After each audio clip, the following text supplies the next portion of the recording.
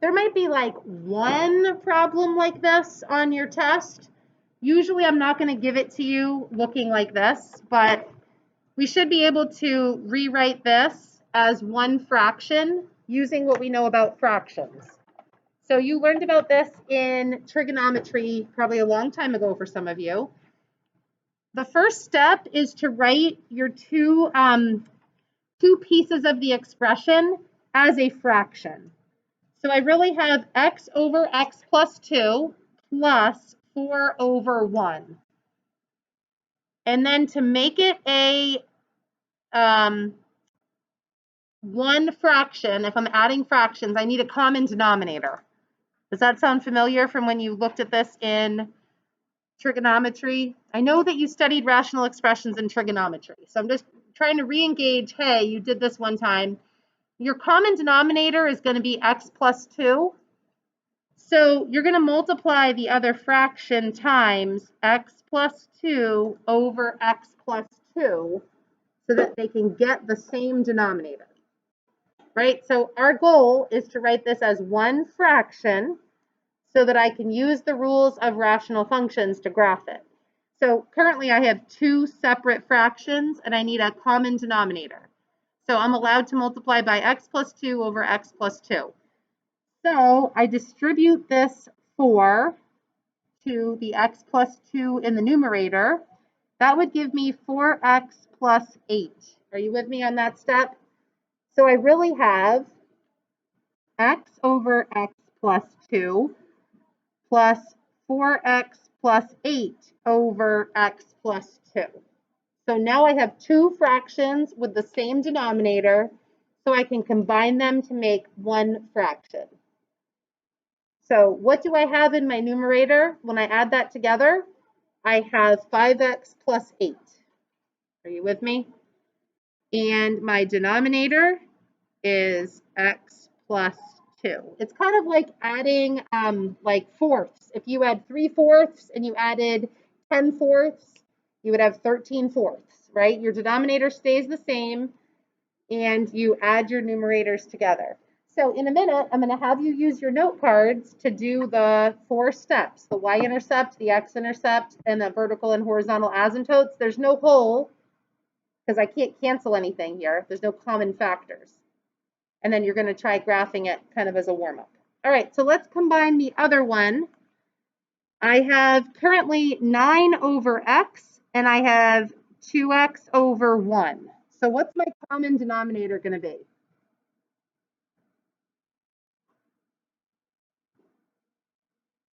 X, right? If you already have a denominator of 1, 1x is going to be your denominator. So I have to multiply this fraction by what it's missing, x over x.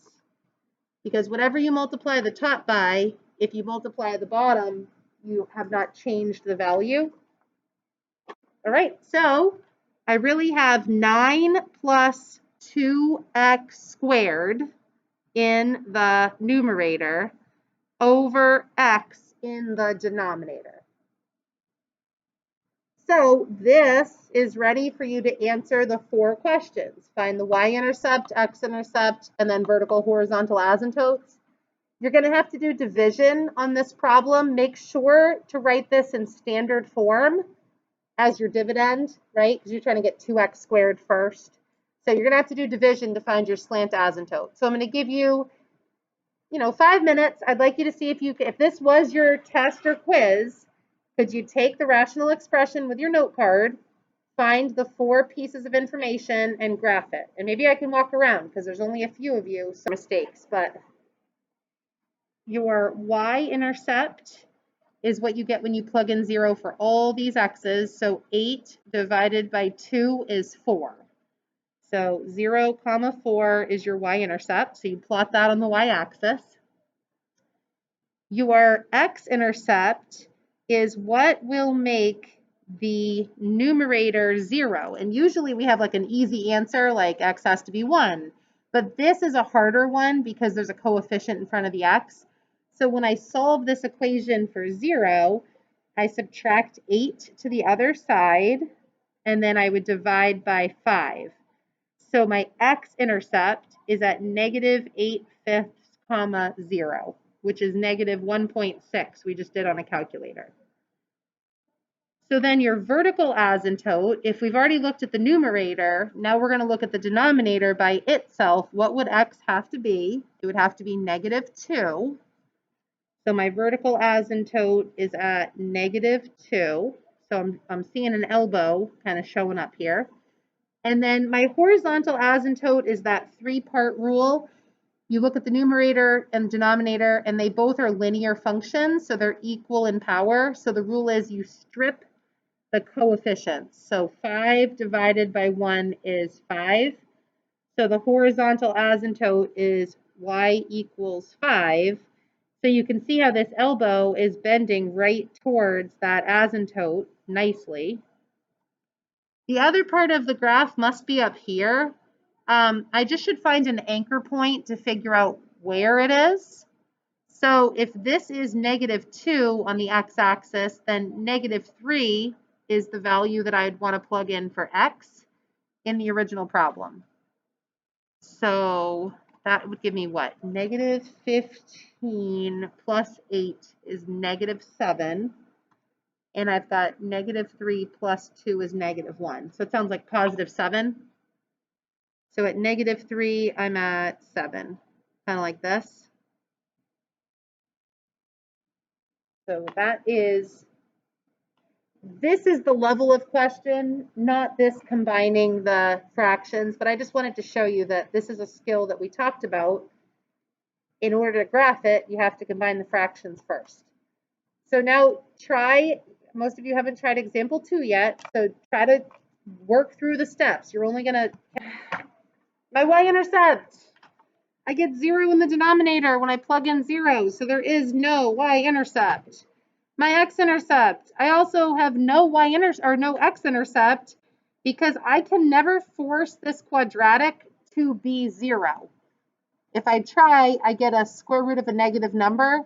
I can't factor it, so there is no x-intercept either. My vertical asymptote is at x equals 0 because that's what makes the denominator 0. And I've got to do, it's actually a slant asymptote. I have to do division. And so it's easy to think about this as 2x squared plus 0x plus 9. So it's in standard form with all the terms listed before I do division. So I'm going to plug in, this is a little bit tricky, but I'm just plugging in x. X plus 0 is what you'll want to write down the side of your box because you want to leave room for that constant term, even though there isn't any in your divisor. And we're trying to get 2x squared. So 2x squared goes in the box, which puts what up here? What times x will give me 2x squared? 2x, right? And then 2x times 0 is 0, and oh good, I wanted to have 0 x's, so my asymptote is just y equals 2x. So that is a line through the origin with a slope of 2. So this is my slant asymptote. So this is tricky. I don't have any intercepts, right? I said no x-intercept, no y-intercept. So I must have parts of my graph like up here and down here.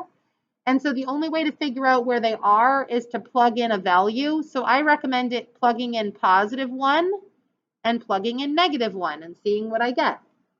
So if I plug in +1, I get positive 11, right? 2 times 1 plus 9 divided by 1. So I get positive 11. So 1 comma 11 is up here in this region. When I plug in -1, I get positive 11 again, divided by -1. So I get -11. So that would be down here. So see how it gets your 2 little spots that are away from the intercepts, but they're within those slant asymptote areas. All right, so that was 2